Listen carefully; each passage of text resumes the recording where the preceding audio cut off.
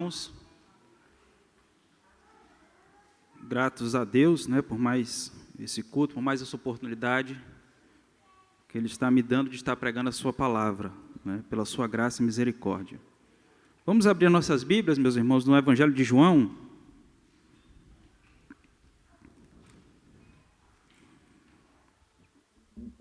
Evangelho de João, capítulo 1, dos versos 1 ao 14, tá?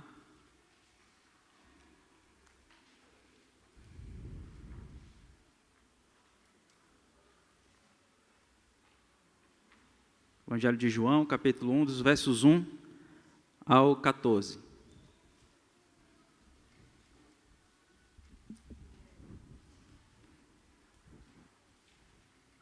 Amém? A palavra do Senhor nos diz assim: No princípio era o Verbo, e o Verbo estava com Deus, e o Verbo era Deus. Ele estava no princípio com Deus. Todas as coisas foram feitas por intermédio dele, e sem ele nada do que foi feito se fez. A vida estava nele, e a vida era a luz dos homens. A luz resplandece nas trevas, e as trevas não prevaleceram contra ela. Houve um homem enviado por Deus, cujo nome era João.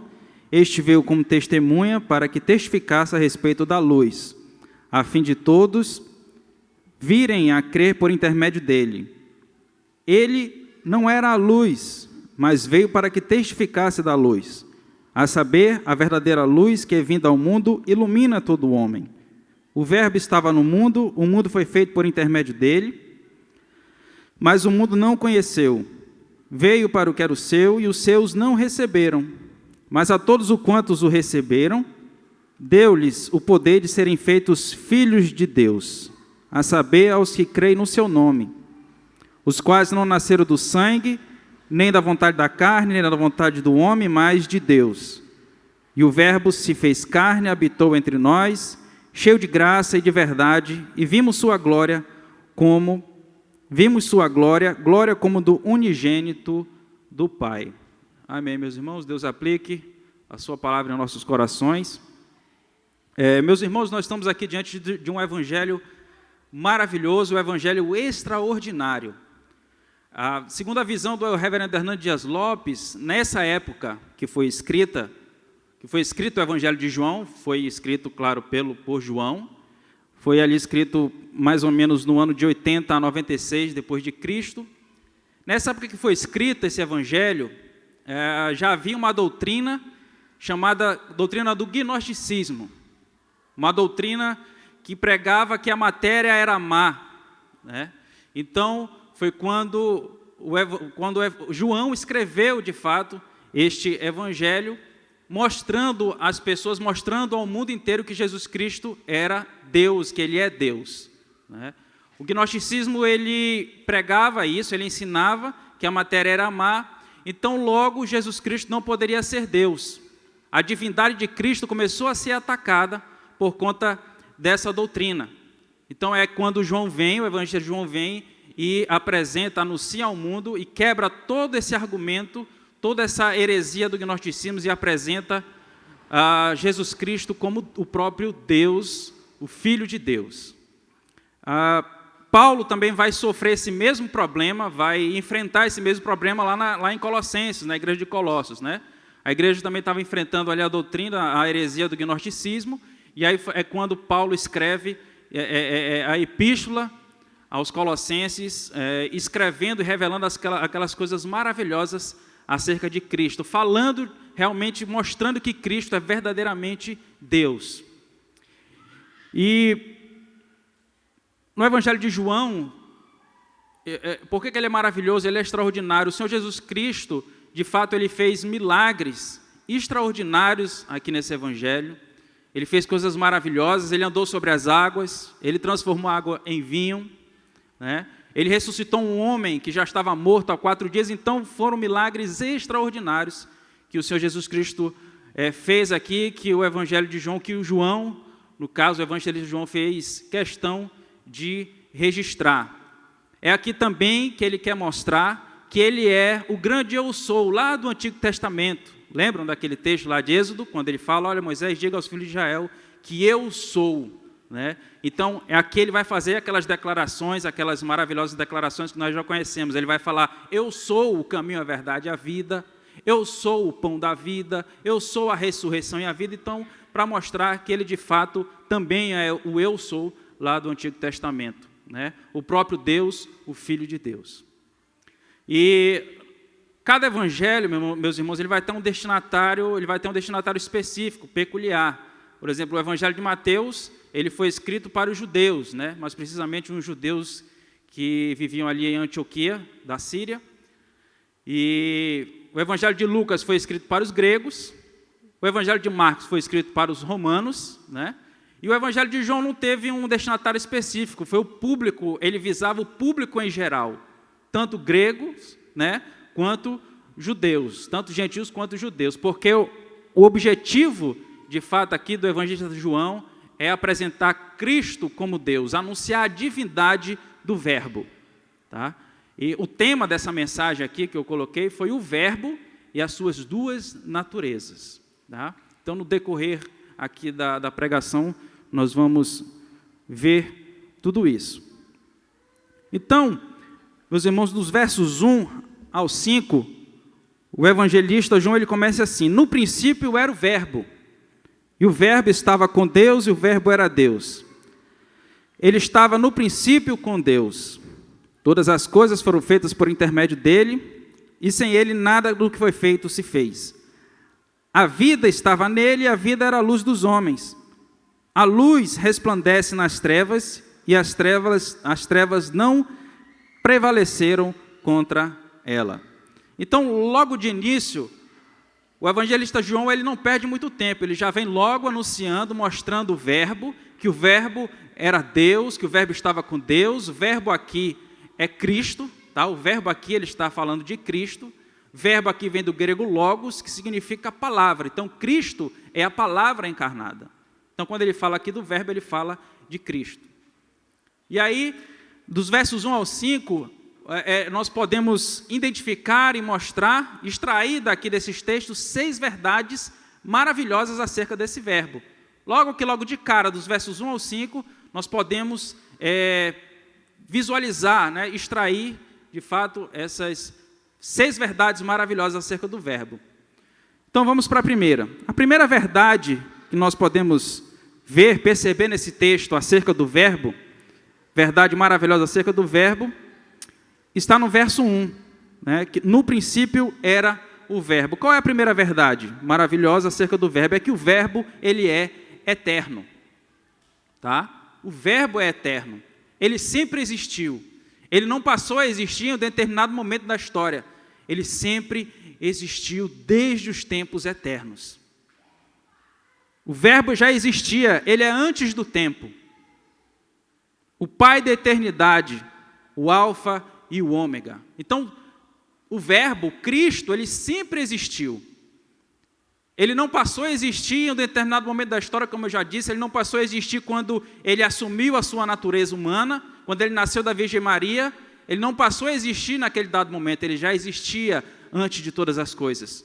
Ele estava lá no começo, lá em Gênesis, né? Quando no plural é mencionado lá, eles falam, a Trindade reunida, ela fala, façamos o homem, né? A nossa imagem, conforme a nossa imagem, a nossa semelhança. Então, o Verbo, ele é eterno. No princípio era o Verbo.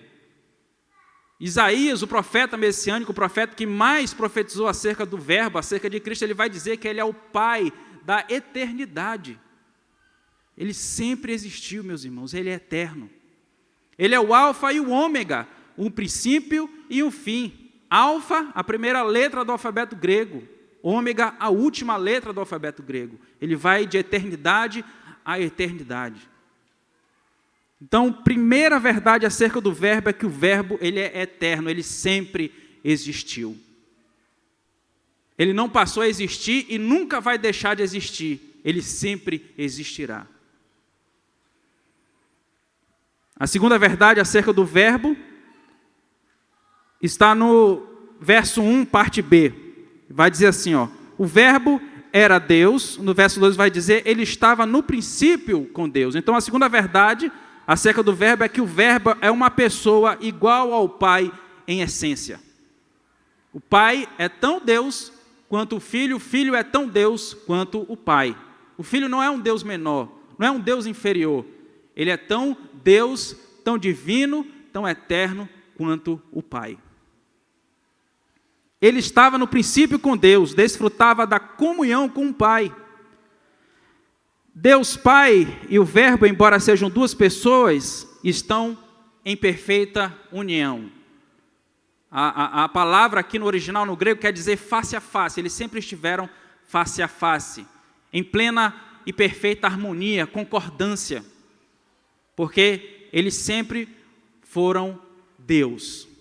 O Pai é tão Filho quanto Deus, o Filho é tão Deus quanto o Pai e quanto o Espírito Santo. A Trindade perfeita, santa e divina sempre operaram de uma maneira harmoniosa e perfeita desde o começo de todas as coisas. Então, a segunda verdade acerca do Verbo é que o Verbo ele é uma pessoa igual ao Pai em essência. O Filho ele é tão Deus, tão divino, tão eterno, tão poderoso quanto o Pai. A terceira verdade acerca do Verbo está no verso 1c, diz aqui que o Verbo era Deus, né? Então, a terceira verdade acerca da primeira verdade é que o Verbo é eterno, a segunda verdade é que o Verbo é uma pessoa igual ao Pai em essência, e a terceira verdade acerca do Verbo é que o Verbo é divino. Ele é divino. Se ele é igual ao Pai em essência, consequentemente ele é divino. Ele é Deus, ele é todo-poderoso. O Verbo não é meramente um anjo criado. Uma das doutrinas que o gnosticismo pregava, ensinava, que eles queriam colocar Jesus Cristo no mesmo pé de igualdade que os anjos, né? Mas João vem quebrando esse argumento e dizendo, olha, o Verbo ele é tão Deus, tão divino quanto o Pai. Então o Verbo não é meramente um anjo criado, ou um ser inferior a Deus Pai, ele mesmo é Deus. Em João 20, 28, a palavra de Deus ela vai dizer assim: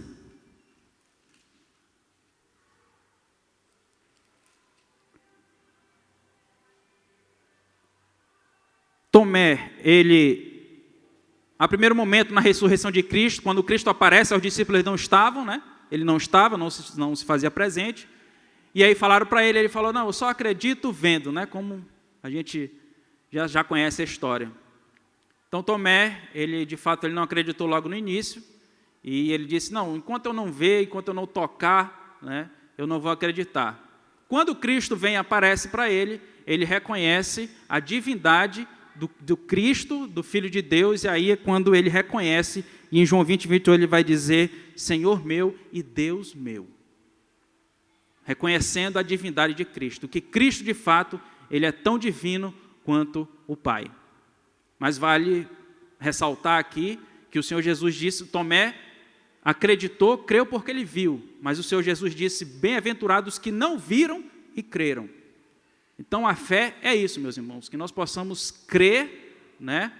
A gente não vê, Deus é espírito, a gente não pode ver, não pode tocar, mas nós sabemos que ele é real e que ele existe, e que ele é todo poderoso, que ele pode resolver todo e qualquer problema que eu e você estivermos passando. Bem-aventurados que não viram e creram. Mas ainda bem que Tomé ainda reconheceu a tempo, né? Viu e reconheceu a divindade do Verbo. Então, a terceira verdade acerca do Verbo é que o Verbo, de fato, ele é divino. Quarta verdade acerca do Verbo está no verso 3, vai dizer assim, todas as coisas foram feitas por intermédio dele, e sem ele nada do que foi feito se fez. Quarta verdade acerca do Verbo, o Verbo é criador. Ele teve participação na criação.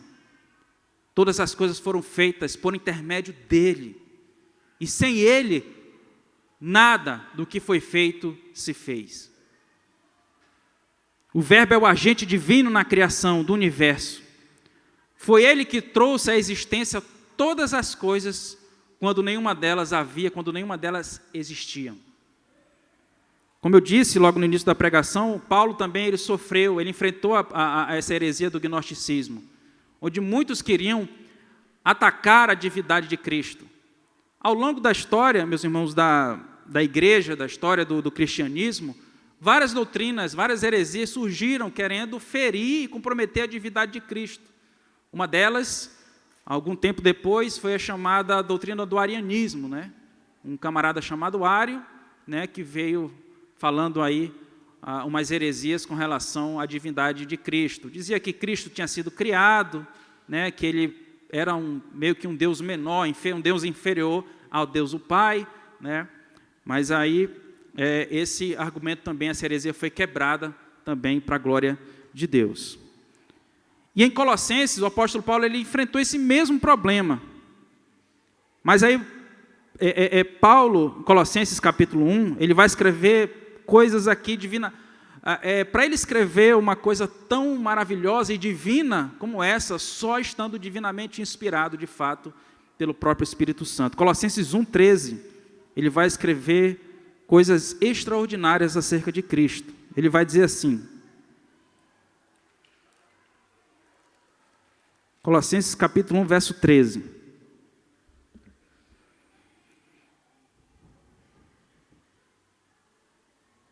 Vamos ler a partir do verso 16, Colossenses 1, 16.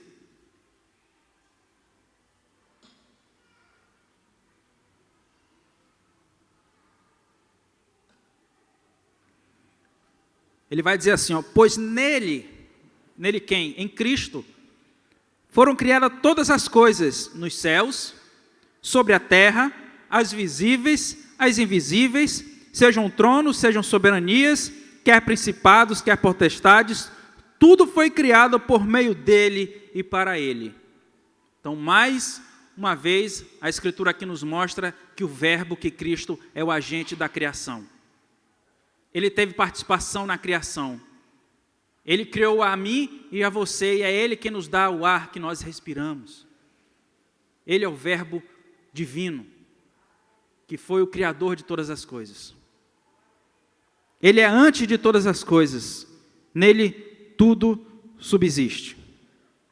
Aqui no verso 15, Paulo ele vai dizer assim, que este é a imagem do Deus invisível, o primogênito de toda a criação.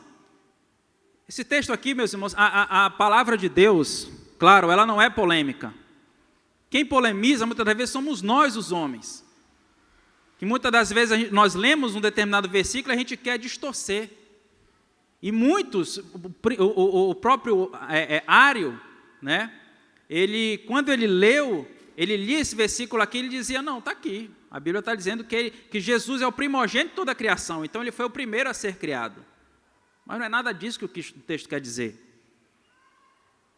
Não, está aqui, né? Ele é o primogênito de toda a criação, quer dizer que ele foi o primeiro a ser criado. Mas não é isso que o texto quer dizer. O que o texto quer dizer? Primogênito de toda a criação, segundo a visão do reverendo Leandro Lima, que uma vez eu vi, que ele é o responsável. Ele é o primeiro em tudo. Ele é o primeiro em todas as coisas. Ele é antes de nós estarmos aqui, ele já existia. Ele é o herdeiro, nós somos os co-herdeiros. Ele é o primeiro em tudo. Isso não quer dizer que ele é criado, que ele foi criado. Mas quer dizer que ele é o responsável, soberano por todas as coisas.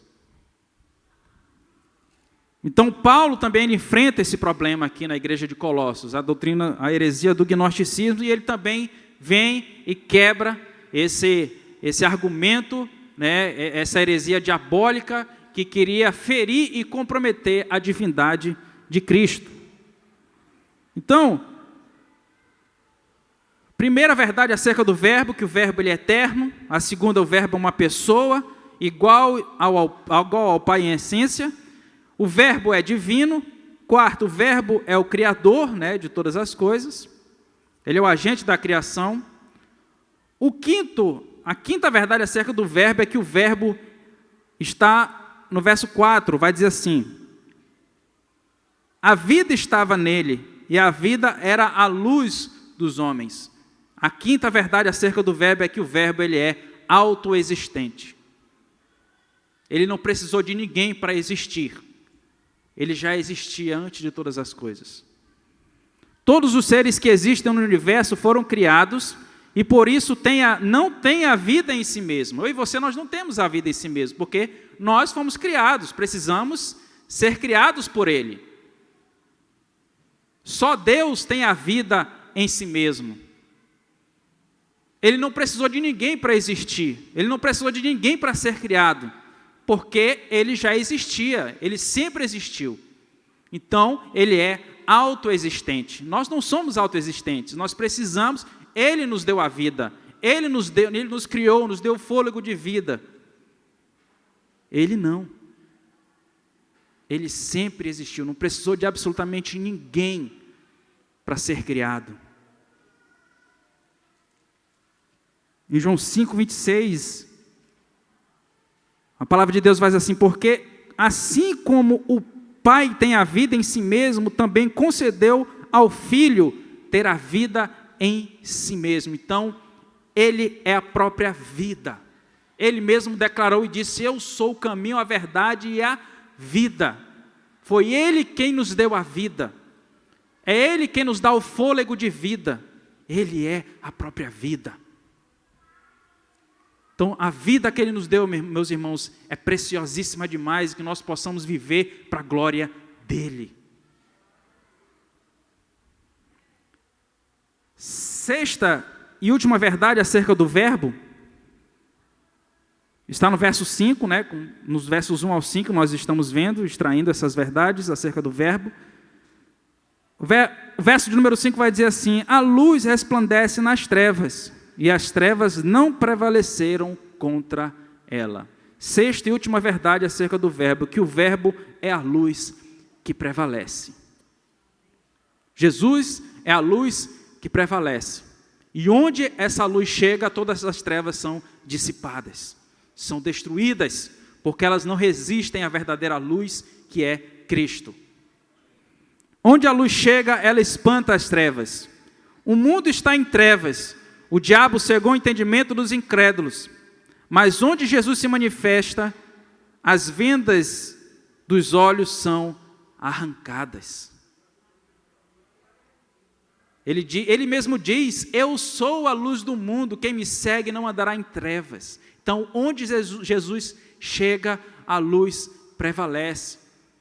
Foi a luz de Cristo, irmãos, que iluminou o nosso entendimento e nos tirou da escravidão, do engano, da religiosidade. A Escritura diz que Ele nos transportou das trevas, nos tirou das trevas para a sua luz. Então, Cristo é a luz que prevalece. Quarta-feira eu preguei aqui em 2 Tessalonicenses e falei sobre a questão da fé na verdade, né? Que Ele nos escolheu desde o princípio para a salvação, santificação do Espírito e fé na verdade. E eu falei aqui, quantas pessoas estão nas trevas, enganadas por várias religiões que tem por aí, sendo levado por qualquer vento de doutrina, porque está com o entendimento obscurecido, está em trevas. Mas a verdadeira luz, Cristo chegou em mim e em você para iluminar o nosso entendimento e nos libertar da escravidão, da religiosidade. E hoje nós estamos aqui para a glória do seu nome, com a mente iluminada. Por quê? Porque Ele é a luz que prevalece sobre as trevas. Hoje eu e você já não somos mais escravos do diabo, escravos da religiosidade, escravos de algum dogma, de alguma doutrina que não está registrada nas páginas das Sagradas Escrituras, mas temos fé na verdade, porque fomos iluminados por Ele, porque toda a treva que havia na nossa vida foi dissipada e destruída por Ele. Graças a Deus por isso, meus irmãos. Então, sexta e última verdade acerca do verbo é que o verbo é a luz que prevalece, e essa luz nunca irá perder uma batalha. Ele é general de guerra e sempre vai vencer, sempre venceu e sempre vencerá as batalhas. Bem, irmãos, então nós vimos do verso 1 ao 5, essas 6 verdades acerca do verbo. Do verso 6 ao 9, o evangelista João ele vai dizer assim: houve um homem enviado por Deus, cujo nome era João. Este veio como testemunha para que testificasse a respeito da luz, a fim de todos virem a crer por intermédio dele. Ele não era a luz, mas veio para que testificasse da luz. A saber, a verdadeira luz, vinda ao mundo, ilumina a todo homem. Bem, nos versos 1 ao 5, ele apresenta o verbo.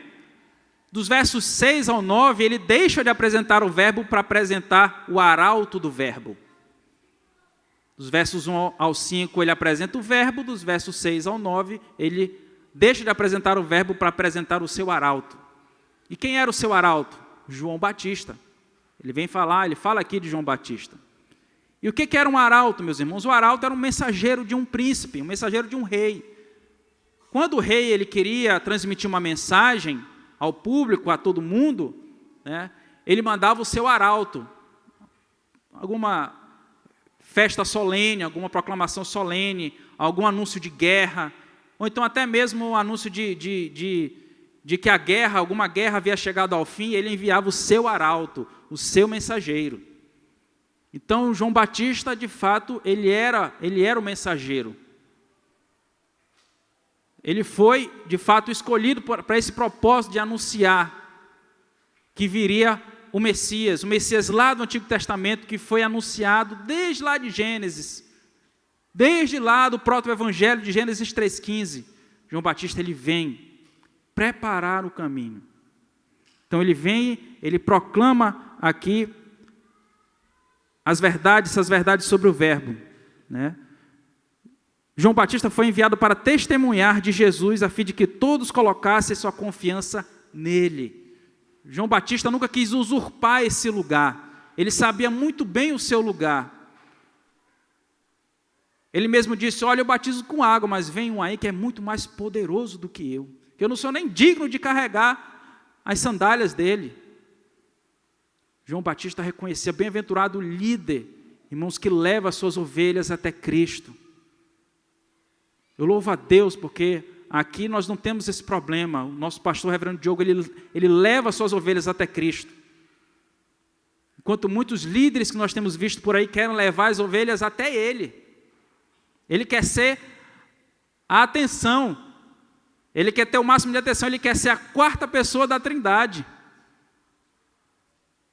Isso, infelizmente, é uma realidade que tem acontecido em muitas igrejas. Mas João Batista conhecia bem o seu lugar.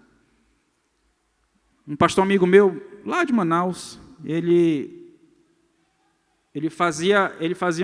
dava um exemplo muito interessante. Era como um prédio abandonado que estava cheio de mato ao redor desse prédio. Aí vem aqueles caminhões, aquela escavadeira, vem preparar o caminho, vem tirar todo o entulho, toda a sujeira, vem preparar o caminho. Então foi justamente isso que João Batista fez. Ele veio na frente para poder anunciar, para poder preparar o caminho, dizer que viria um, que iria de fato, que era mais poderoso do que ele, que era aquele lá do Antigo Testamento que havia sido anunciado. Então João Batista de fato era o arauto do verbo, ele reconhecia e sabia muito bem o seu lugar. Até o reverendo Hernandes Dias Lopes, ele vai fazer uns joguinhos de palavra muito interessante. Ele vai dizer que João Batista ele era o arauto da luz e não a luz. Ele era amigo do noivo e não o noivo. Era a voz e não a mensagem. Era o servo e não o Senhor. Então, que nós possamos também, meus irmãos, reconhecer o nosso lugar, que nós possamos ser servos, que nós possamos ser amigos do noivo e reconhecer bem o nosso lugar, reconhecer que nós possamos ser humildes, reconhecer a nossa pecaminosidade, reconhecer que sem Ele nada podemos fazer. Como Ele mesmo anunciou, Ele disse: sem mim nada podeis fazer. Então nós precisamos ter essa humildade de João Batista em nossos corações também. Ele chegou a dizer: olha, que Ele cresça e eu diminua.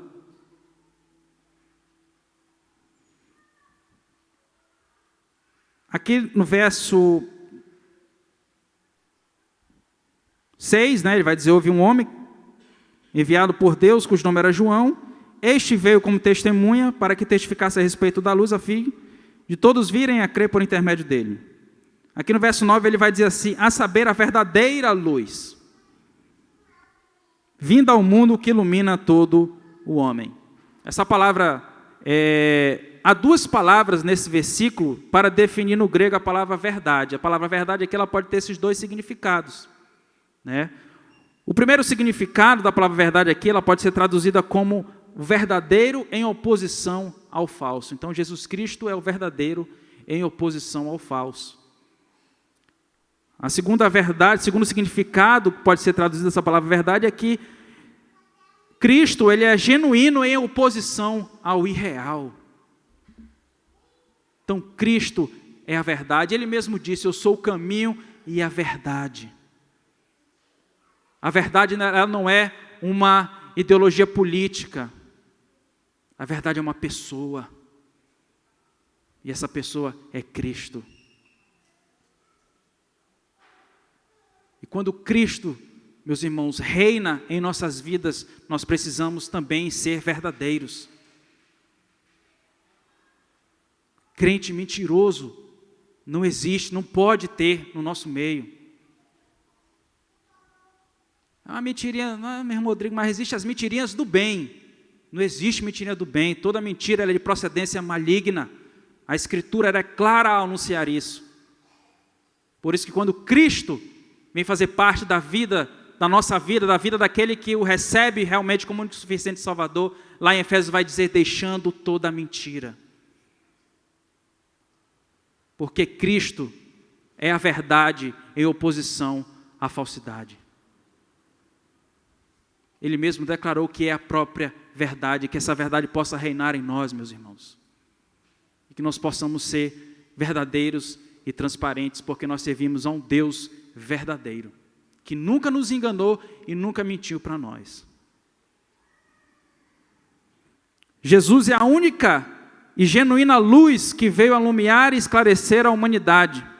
Jesus é a única luz genuína, a luz verdadeira que guia as pessoas em seu caminho. Louvado seja Deus por isso, pela luz do Senhor Jesus que iluminou o nosso caminho, nosso entendimento, e hoje nós estamos aqui libertos para a sua glória. Nós éramos escravos do mundo. Algumas pessoas até, às vezes, se escandalizam, meus irmãos, mas a Bíblia ela mostra que nós precisamos e temos que ser escravos de Cristo, e não escravos do mundo. A palavra servo no Novo Testamento vem do grego doulos, que significa justamente isso, escravo. Não há nada melhor, meus irmãos, do que ser escravo de Cristo. Porque a Bíblia ela faz essa comparação, essa analogia, porque tem algumas implicações. Uma delas é que o escravo ele não tem vontade própria. O escravo ele vive de acordo com a vontade do seu Senhor. E que possa ser assim nas nossas vidas, meus irmãos. Que nós possamos viver de acordo com a vontade de nosso Senhor e Salvador Jesus Cristo. De acordo com a vontade do Verbo, que sabe o que é melhor para mim e para você.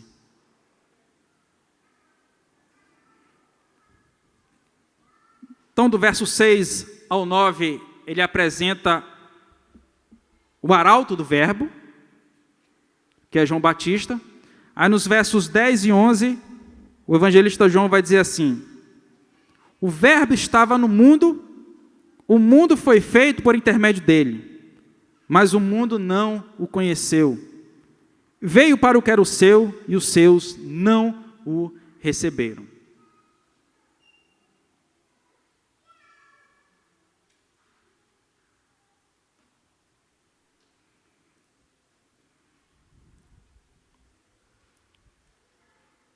Existe um camarada chamado John Charles Riley, que ele diz assim, Cristo estava no mundo invisivelmente, muito antes da Virgem Maria.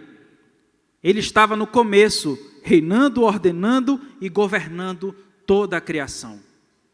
Então foi aquilo que eu falei, ele não passou a existir quando nasceu da Virgem Maria, ele apenas assumiu uma nova natureza, a sua humanidade, mas ele já existia. Lembra? Ele é autoexistente, ele sempre existiu. Então, sempre existiu e sempre esteve governando todas as coisas. Meus irmãos, não se enganem. Cristo ainda está no controle absoluto de todas as coisas. A gente vê por aí, a Bíblia mesmo diz que o mundo vai de mal a pior, né? A gente vê todo mundo se debatendo, se degladiando ali, principalmente por conta de política, né? Gente brigando por conta do seu político de estimação, que coisa feia, coisa ridícula. Crentes fazendo isso, muitas das vezes, em redes sociais, em vez de depositar e colocar sua confiança inteiramente no Verbo, porque Ele sim está no controle absoluto de todas as coisas. Nenhum político vai resolver o nosso problema,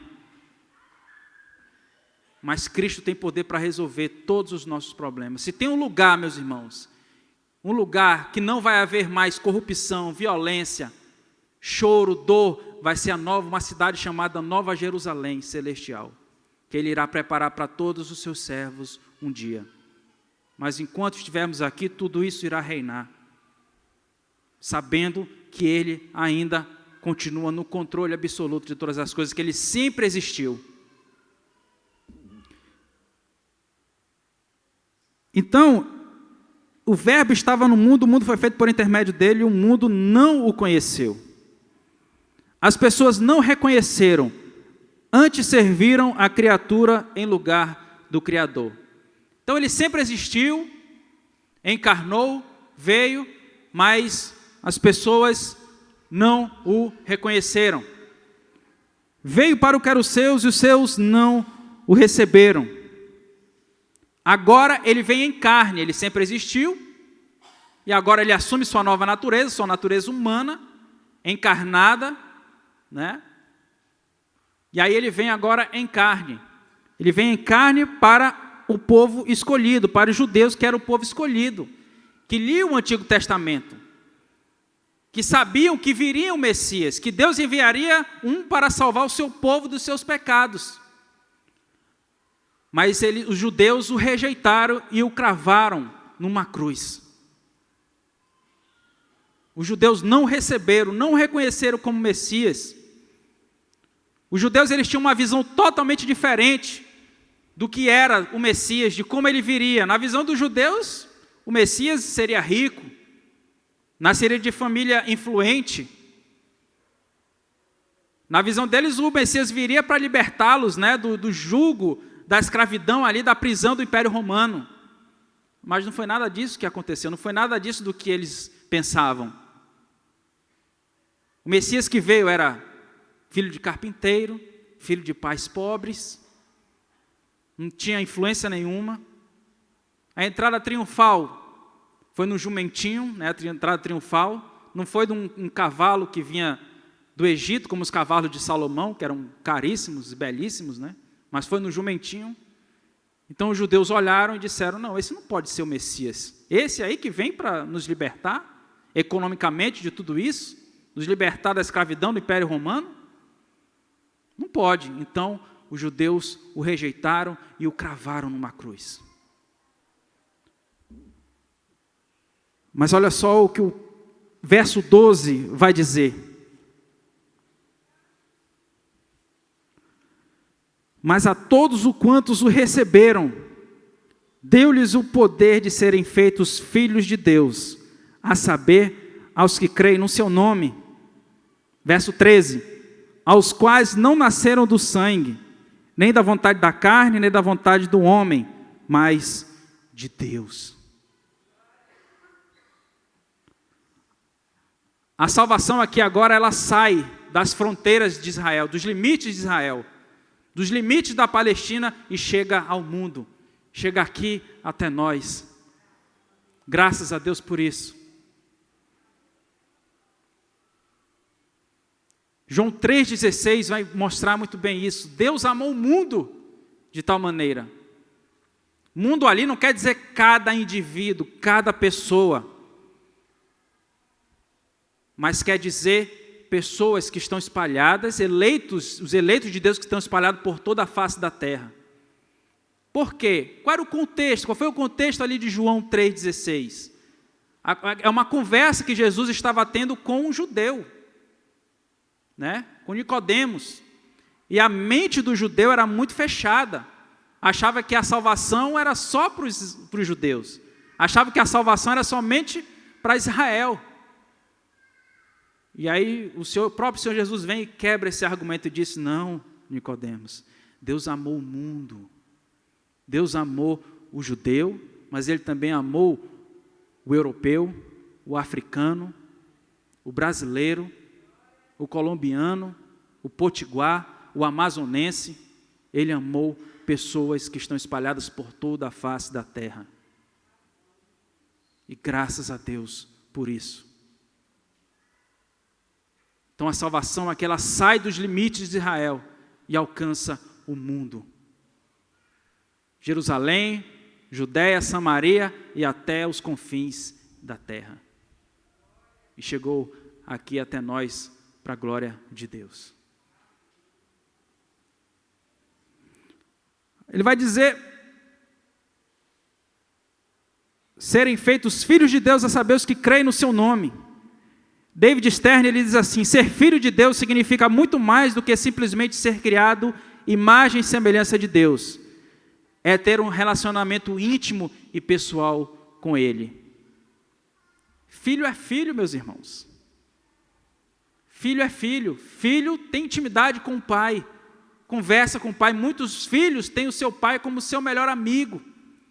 Então, ser filho é muito mais do que ser criado à imagem e semelhança, é ter um relacionamento íntimo, pessoal com Ele, orando, buscando a face dEle diariamente. E ao receber, ao se arrepender dos seus pecados, entregar sua vida ao Senhor Jesus, você foi feito filho de Deus. Você foi adotado, né? Efésios, capítulo 1, verso 5, diz que nós fomos adotados. A palavra ali adotado, ela traz uma conotação de legitimidade. Nós somos filhos legítimos de Deus. Nós fazemos parte da família de Deus. Um filho adotado no Império Romano, ele tinha os mesmos direitos que um filho biológico. Os mesmos direitos, não tirava nem colocava nem nada. Era filho legítimo. E o texto vai dizer claro, vai ser claro, e vai dizer que só é filho de Deus quem recebe a Cristo como o único e suficiente Salvador. Esse negócio de dizer, às vezes a gente está lá no nosso trabalho, aí um colega nosso, né, que não é crente, hoje eu vou tomar minha cervejinha porque eu sou filho de Deus. Não é nada, não é filho de Deus não. Não é filho de Deus coisa nenhuma. Só é filho de Deus, de fato, adotado, recebido na família de Deus, quem se arrepende dos seus pecados e entrega a sua vida ao Senhor Jesus. A Bíblia diz, meus irmãos, que nós somos co-herdeiros com Cristo. Nós temos praticamente os mesmos direitos, nós somos filhos legítimos. Co quer dizer ao mesmo tempo, co-herdeiros. E hoje nós somos filhos dele, porque ele conquistou isso na cruz do Calvário. Louvado seja Deus. E aí ele vai dizer, dos quais não nasceram do sangue, nem da vontade da carne, nem da vontade do homem, mas de Deus. De que forma nascem os filhos de Deus? Nasce da vontade dele. Não foi da minha vontade. A Bíblia diz que eu estava morto em meus delitos e pecados. Que vontade que um morto tem? Nenhuma. O apóstolo Paulo mesmo diz, ele nos deu vida estando nós mortos. Foi ele que foi lá, no fundo do poço onde nós nos encontrávamos e nos resgatou e nos tirou de lá, nos dando vida, nos dando salvação, vida eterna, nos fazendo seus filhos.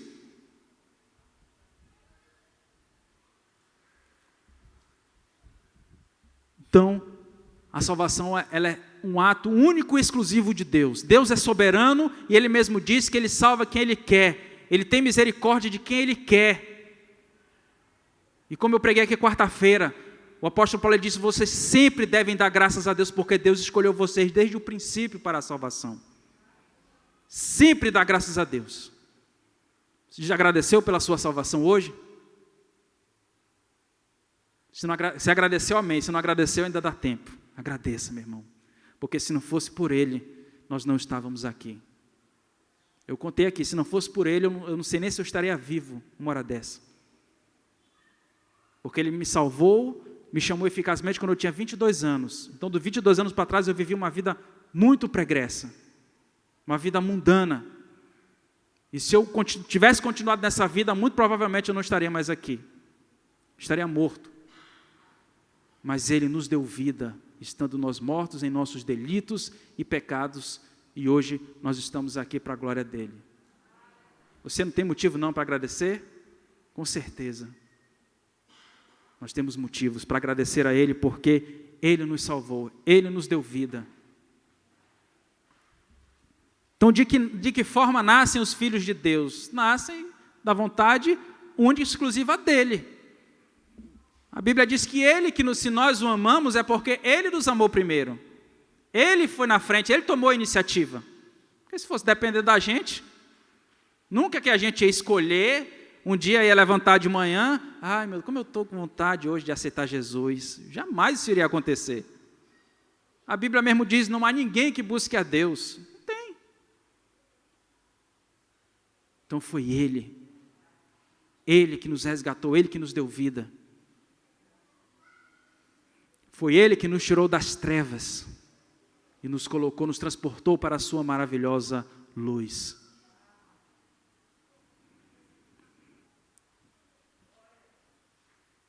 Para finalizar, o verso 14, ele vai dizer assim, o Verbo se fez carne e habitou entre nós, cheio de graça e de verdade. E vimos a sua glória, glória como do unigênito do Pai.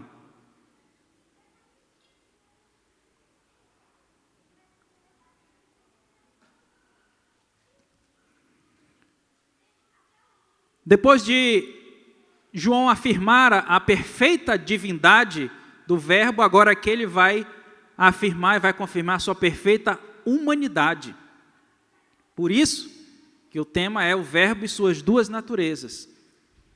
Porque Cristo, ele de fato é tanto 100% Deus como 100% homem. Ele é tanto divino quanto humano. Depois de afirmar a perfeita divindade do Verbo, João agora assevera a sua perfeita humanidade. Jesus é tanto Deus quanto homem. Mas Cristo é homem, encarnou, né? Foi um ser humano normal, como nós. Teve suas limitações como ser humano, ele sentiu fome, né? Frio. Ele teve que crescer, aprender a ler, a escrever. Como nós também, mas com uma grande diferença. Ele nasceu sem natureza pecaminosa. Nós nascemos com uma natureza pecaminosa. Não existe um na face na terra, depois dele, que não tenha nascido com a natureza pecaminosa. Todos pecaram. Romanos 3, 23. Mas ele nasceu com a sua perfeita humanidade. Sem a mancha do pecado, sem herdar o pecado original, porque a semente dele foi divina. A nossa semente não foi divina, a dele foi. Foi o Espírito Santo que colocou a semente ali no ventre da Virgem Maria. Então, todo cristão, de fato, ele tem que ter essa consciência de que Cristo é 100% Deus e 100% homem. Mas Cristo, como homem, a Bíblia mesmo vai dizer que ele nunca pecou.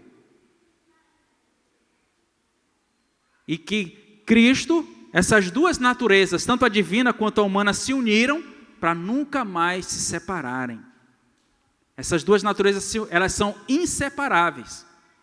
Elas andam juntas, tanto a divina quanto a humana. E a gente não pode cair no erro de repente, querer separar essas duas naturezas. Porque se a gente quiser separar, aí a gente cai numa outra heresia chamada nestorianismo, né? Que ele queria separar as duas naturezas de Cristo, tanto a divina quanto a humana. Mas as duas naturezas de Cristo, de fato, elas são inseparáveis. É um pouco complicado, irmãos, para a gente entender isso. Eu não vou nem me aprofundar aqui, porque eu tenho medo de falar alguma heresia, aí lá vai. Me denunciaram para o pastor Diogo. Mas o principal, básico que a gente tem que saber, o nosso Senhor e Salvador Jesus Cristo, Ele é 100% Deus e 100% homem. Quem morreu na cruz, irmão Rodrigo, foi a parte humana ou a parte divina? Quem morreu na cruz foi o Deus homem. Pronto, é a resposta que eu posso dar para vocês. Eu vou até aqui. Não, mas Deus não morre, meu irmão, mas quem morreu na cruz foi o Deus homem. Eu dou essa resposta porque eu não posso cair no erro de separar essas duas naturezas perfeitas do Verbo.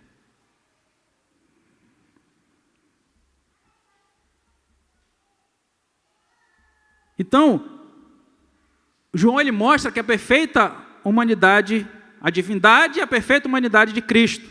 Aí ele vai dizer assim, o Verbo se fez carne, habitou entre nós, cheio de graça e de verdade. Graça e verdade. Tá? Jesus se manifestou cheio de graça e de verdade. Esses dois grandes conceitos, né, eles não podem estar separados, e em Cristo estão em perfeita harmonia. Graça e verdade em Cristo operam em perfeita harmonia. Graça é um dom completamente imerecido, é algo que jamais poderemos alcançar por nossa própria força, pelos nossos próprios méritos. Graça significa isso, favor imerecido. Deus nos abençoa por sua graça e misericórdia, sem merecermos um palito de fósforo sequer.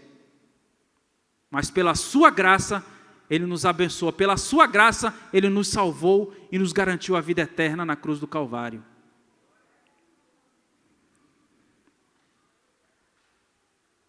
Graça é um dom completamente imerecido. Eu e você, nós não merecíamos estar aqui, mas nós estamos. Porque Ele é gracioso, porque Ele é misericordioso, porque o nosso destino era o inferno, era o lago que arde com fogo e enxofre. Mas Ele não quis isso para os seus eleitos. João Calvino ele tem uma frase muito interessante, que ele diz assim: Deus não manda ninguém para o inferno, porque todos já estão destinados para lá. Então Deus não manda ninguém para o inferno, o que Ele faz é tirar alguns de lá. E graças a Deus por isso, meus irmãos. Porque a Bíblia diz: todos pecaram. O nosso destino, o destino da raça humana, toda de fato, era a condenação eterna. Mas aprove a Ele escolher algumas pessoas para a salvação, para nos eleitos Ele mostrar a sua graça e a sua misericórdia. Louvado seja Deus por isso.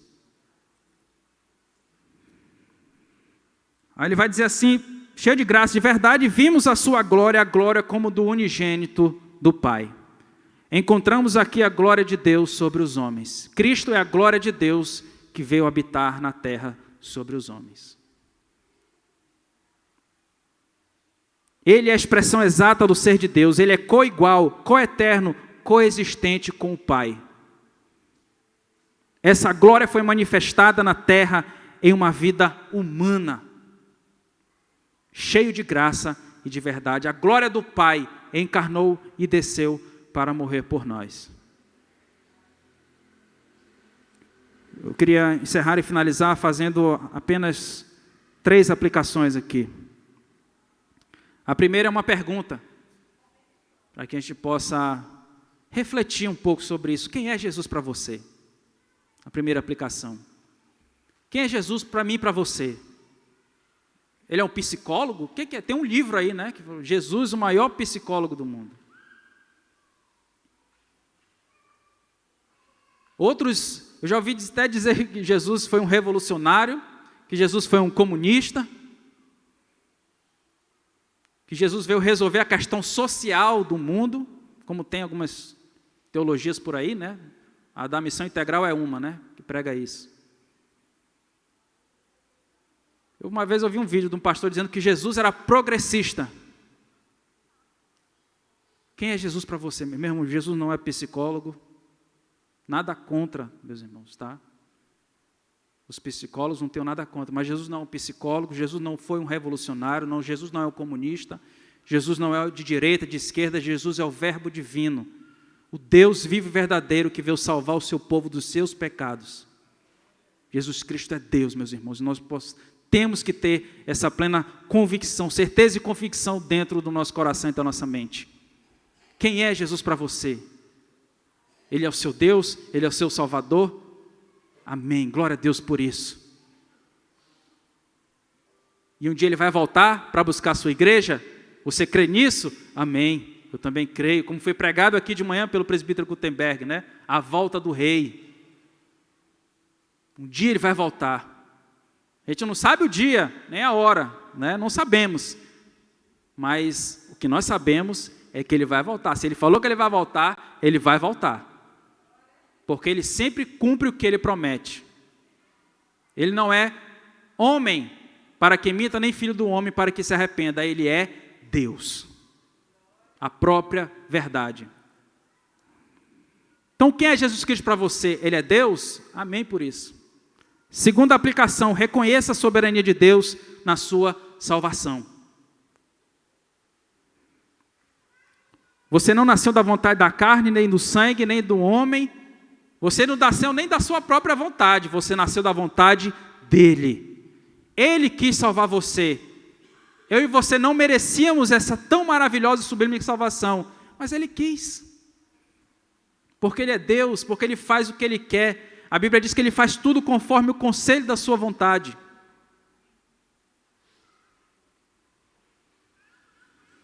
Então reconheça a soberania de Deus. Reconheça que sem Ele você não estaria aqui. Uma vez o irmão me contando, chegou com o obreiro de uma determinada igreja aí, com que participação? Ele perguntou, o quanto de participação que você teve na sua salvação? Ele falou, não, é 50% Deus e 50% homem. Isso é uma teologia muito fraca mesmo. Não existe nenhuma porcentagem, não existia nenhuma porcentagem em mim e em você que pudesse se voltar para Deus por si só. Uma vez eu estava no congresso da Transmundial, lá em Manaus, e o congresso da Transmundial sempre ia, né, os 3 pastores, Luiz Saião, Itami Neves e o Russell Shedd. O Russell Shedd falou, irmãos, o pecado, ele não nos trouxe uma doença, um resfriado qualquer. O pecado nos matou. Nós estávamos mortos e Cristo nos salvou. Ele nos resgatou, Ele nos deu vida. Então, segunda aplicação, reconheça a soberania de Deus na sua vida. E eu queria fechar e finalizar com a terceira aplicação. Terceira e última aplicação. Se creres, verás a glória de Deus. Aqui nessa noite, se você crê, se você está passando por algum problema, por alguma dificuldade, crê, meu irmão, que você vai ver a glória de Deus. Creia que Deus, que o Verbo ele é poderoso para resolver todo e qualquer problema. O impossível na sua vida, Ele tem poder para resolver. Ele é especialista em confundir a mente humana.